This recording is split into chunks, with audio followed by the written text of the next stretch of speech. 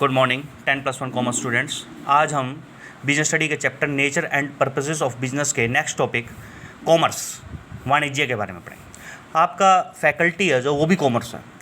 हमेशा मन में ये लगा रहता है कि कॉमर्स का क्या मतलब है, वाणिज्य से क्या अभिप्राय है। हिंदी में हम इसको वाणिज्य कहते हैं। देखिए तो आज इसको आप ध्यान से समझिए, आपकी फैकल्टी से भी संबंधित है। वाणिज्य के अंतर्गत वे सभी क्रियाएँ आती हैं जो प्रत्यक्ष या अप्रत्यक्ष रूप से अंतिम उपभोक्ता तक वस्तुओं के वितरण में सहायता करती हैं। ठीक है, इन वस्तुओं के उत्पादन का तब तक कोई लाभ नहीं होगा जब तक कि ये वस्तुएं अंतिम उपभोक्ता तक नहीं पहुंचाती। देखिए, जो उत्पादन है वो तो उद्योग क्षेत्र के अंतर्गत आता है, और जहाँ पर वस्तुओं का उत्पादन हुआ वहाँ से उठाकर अंतिम उपभोक्ता तक पहुँचाना, ये सारा कार्य किसके अंतर्गत आता है? कॉमर्स के अंतर्गत, वाणिज्य के अंतर्गत। देखिए, उत्पादक ने किसी वस्तु का उत्पादन कर दिया, उस वस्तु का लाभ तब तक नहीं होगा या तब तक लाभ उत्पादक को नहीं मिलेगा जब तक कि वो उपभोक्ता उस एंड यूजर्स, अंतिम उपभोक्ता के पास नहीं पहुंच जाती जिसको आखिरकार उस व्यक्ति ने उपयोग करना है। वो तभी तो उसके उपयोग करने के पैसे देगा, और वो पैसे फिर किसके पास जाएंगे? उत्पादक के पास, और उत्पादक के पास जाएंगे, उत्पादक को लाभ होगा और आगे वो अपने वर्कर्स को सैलरी देगा। तो वाणिज्य के इसके प्रकार हम कह सकते हैं कि किसी भी व्यापार को चलाने के लिए वाणिज्य का, कॉमर्स का बहुत बड़ा महत्वपूर्ण भाग है, या कॉमर्स के बिना हम किसी भी व्यवसाय को नहीं चला सकते। इसको वाणिज्य की परिभाषा पढ़ेंगे। Definition of commerce. वाणिज्य से अभिप्राय उन समस्त क्रियाओं के योग से है जो वस्तुओं के आदान प्रदान में उत्पन्न होने वाली व्यक्ति, स्थान, समय, जोखिम, वित्त व सूचना की बाधाओं को दूर करने के लिए की जाती है। यानी जो वस्तु उत्पादक से चली है और उसे हम अंतिम उपभोक्ता तक पहुंचाना है, उसके बीच में आने वाली जो भी वितरण की समस्याएं हैं, प्रॉब्लम ऑफ डिस्ट्रीब्यूशन क्या हो सकती है? पहले तो व्यक्ति कौन हो गया? थोक व्यापारी, फुटकर व्यापारी। स्थान कौन सा हो गया? यातायात के साधन हो गए। समय कौन दूर करेगा? संग्रहण वगैरह, जोखिम, वित्त, ये सारी बाधाएं दूर करके ही वस्तु कहाँ से पहुंचेगी? उत्पादक से उपभोक्ता तक। और उत्पादक से उपभोक्ता तक वस्तु पहुंचाने को, इन बाधाओं को दूर करने को हम क्या कहते हैं? वाणिज्य। यानी ये सारे कार्य हैं जो व्यक्ति, स्थान, समय, जोखिम, वित्त, सूचना, ये इन बाधाओं को, इन सब कार्य के करने को हम क्या कहते हैं? वाणिज्य। अब हम वाणिज्य के कार्य करेंगे, हमें यह पता लग जाएगा एक्सप्लेनेशन में कि वाणिज्य के कार्य कौन कौन से, या वाणिज्य किस प्रकार से व्यापार की सहायता करता है। नेक्स्ट पेज पर हम चलेंगे। वाणिज्य के कार्य, फंक्शंस ऑफ कॉमर्स। वाणिज्य उद्योग की रीढ़ की हड्डी मानी जाती है। Commerce is considered as a backbone of industry. बिल्कुल सही बात। इस तरह से एक मनुष्य के लिए रीढ़ की हड्डी का बहुत अधिक महत्व होता है। रीढ़ की हड्डी का मनुष्य के शरीर में रीढ़ की हड्डी का बहुत महत्वपूर्ण स्थान होता है। उसी प्रकार से वाणिज्य को भी क्या कहा जाता है? उद्योग की रीढ़ की हड्डी। वाणिज्य द्वारा किए जाने वाले कार्य निम्नलिखित। इन कार्यों से आपको पता लग जाएगा कि कॉमर्स की कितनी ज़्यादा इंपॉर्टेंस है व्यापार में। पहला पॉइंट, व्यक्ति संबंधी बाधा को दूर करने से helps in removing the hindrance of person. Hindrance का मतलब होता है बाधा, रुकावट।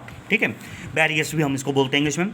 वाणिज्य का व्यापारिक भाग मतलब व्यापारी, जो ट्रेडर है, ठीक है, वो वस्तुएं सेवाओं का उत्पादक से उपभोक्ता तक विनिमय करने में सहायता करता है, और इस प्रकार उत्पादक और उपभोक्ता के बीच की बाधाओं को दूर करता है। व्यापारी विभाग कौन सा? जैसे कि थोक व्यापारी। थोक व्यापारी क्या करेगा? उत्पादक से वस्तु खरीदेगा, और फिर थोक व्यापारी से कौन खरीदेगा? फुटकर व्यापारी, और फुटकर व्यापारी किसको बेचेगा? अंतिम उपभोक्ता तक। तो इस प्रकार से माल एक स्थान, उत्पादक से माल कहाँ तक पहुँच गया? उपभोक्ता तक। और किसकी सहायता से? बीच में थोक व्यापारी और फुटकर व्यापारी की सहायता से। तो इसको हम क्या कहेंगे? इसको हम कहेंगे वाणिज्य का व्यापारी विभाग, यानी व्यापारी। तीनों व्यापारी हो गए, उत्पादक भी, और उत्पादक भी, थोक व्यापारी भी, और फुटकर व्यापारी। ठीक है, इस प्रकार से बात दूर होते हैं। सेकंड पॉइंट है, समय की बाधा को दूर करने का है, helps in removing the hindrance of time. समय की बाधा कैसे? देखिए, उत्पादन और उपभोग में समय का अंतर होता है। वाणिज्य का संग्रहण भाग, संग्रहण का मतलब होता है वेयर हाउसिंग करके, ठीक है, उसका भंडारण करके, इस समय अंतराल की समस्या को दूर करने में सहायता करता है। मतलब क्या है? जो ये कैसे, अब जैसे आपको पता ही है कि कोई भी वस्तु साल के एक विशेष मौसम में पैदा होती है, जैसे कि गेहूं, चावल, आलू, प्याज, ठीक है, तो लेकिन इसका हम उपभोग पूरे साल करते हैं। तो ऐसी दशा में यदि हम पूरे साल इसका उपयोग करना चाहते हैं तो हमें इसका भंडारण करना पड़ेगा। भंडारण मतलब वेयर हाउसिंग, संग्रहण जिसको हम बोलते हैं, और उस संग्रहण की सहायता से हम इसका उपयोग सारे साल कर सकते हैं। हम घरों में भी संग्रहण करते हैं गेहूं का, ठीक है, और जो ये आलू है, प्याज है, इनका भंडारण कहाँ पर होता है? कोल्ड स्टोरेज में। ठीक ठीक है। तो हम इसका प्रयोग फिर हम सारे साल करते हैं। तो इस प्रकार हम कह सकते हैं कि वाणिज्य भंडारण के रूप में भी इस प्रकार से सहायता करता है वस्तुओं का उपयोग करने में। तीसरा पॉइंट है स्थान की बाधा को दूर करने में सहायक, helps in removing the hindrance of place. स्थान की बाधा कैसे? उत्पादक और उपभोक्ताओं के बीच स्थान का अंतर होता है। वाणिज्य का यातायात साधन इस स्थान के अंतर को दूर करने में सहायता करता है। देखिए, उत्पादन पता नहीं, मान लो उत्पादन हो सकता है महाराष्ट्र में होता हो और हम उसका उपभोग हरियाणा में कर रहे हो। उत्पादन जैसे कि गेहूं चावल है, उसका उत्पादन तो उपयोग हो रहा है हरियाणा में, पंजाब में, जबकि उसका उपभोग हो रहा है तमिलनाडु में, महाराष्ट्र में, आंध्र प्रदेश में, वो बहुत दूर है हमारे स्टेट से। तो ये इस दूरी को कौन दूर करने में सहायता करता है? यातायात के साधन। तो यातायात के साधनों की सहायता से वस्तु को एक स्थान से दूसरे स्थान पर पहुंचाया जाता है, वहाँ से पहुँचाया जहाँ पर ये पैदा होती है, जहाँ पर अधिक मात्रा होती है, और वहाँ तक पहुँचाया जाता है जहाँ पर ये इनके उपभोक्ता होते हैं या जहाँ पर इनकी कम मात्रा होती है।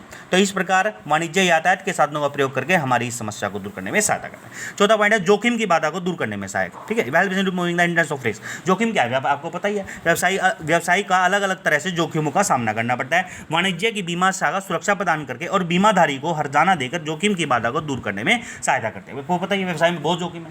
हो सकता है आज जो जैसे कपड़े का व्यापारी है, आज जो कपड़ा बेच रहा है स्पेशली रेडीमेड व्यापारी, ठीक है, वो हो सकता है कल को उसका फैशन चला जाए और वो माल ना बिके, माल नहीं बिकेगा तो वो सारा का सारा जो उसका माल है जो उसने खरीदा वो नुकसान में जाएगा। इसी प्रकार से कल को मान लो दुकान में शॉर्ट सर्किट से आग लग गई तो सारा माल जल गया, ये भी एक जोखिम है, ठीक है। आग का जोखिम है, इसको बोल सकते हैं। इसके लिए क्या करवाएगा? फायर इंश्योरेंस करवाएगा। और इसी प्रकार से मान लो बाढ़ आ गई, फ्लड आ गया, उसका सारा माल डूब गया, तो इस तरह से भी इसको जोखिम का सामना करना पड़ सकता है। कल को कोई कंपटीटर आ गया उसी की व्यापार में, तो वो सारे ग्राहक उसको खींच लेगा, तो ये भी एक जोखिम है एक प्रकार का, क्योंकि उसका व्यापार चला जाएगा, उसको नुकसान होगा, उसके ग्राहक उसकी तरफ चले जाएंगे। तो इस प्रकार के जोखिम को दूर हम किसकी सहायता से करते हैं? अलग अलग प्रकार का बीमा करके, जैसा जोखिम उस प्रकार का बीमा। मान लो समुद्र से व्यापार है, समुद्र से माल आ रहा है और समुद्र में माल डूब जाए, तो ऐसी दशा में वो क्या करवाएगा? सामुद्रिक बीमा, जिसको हम कहते हैं मैरीन इंश्योरेंस। आपके लिए क्या कराएगा? Fire insurance. अन्य इसी तरह से अन्य अन्य जोखिमों का अन्य अन्य इंश्योरेंस कराएगा। इस प्रकार जो व्यापार है, जो हमारा बीमे की सहायता से हम इस जोखिम को दूर कर सकते हैं। इस प्रकार वाणिज्य का ये जो बीमा शाखा है, इस प्रकार व्यापार की जोखिम बाधा को दूर करने में हमारी सहायता करता है। इसके पॉइंट्स 2-3 और भी हैं आगे, वो हम अपनी नेक्स्ट वीडियो में करेंगे।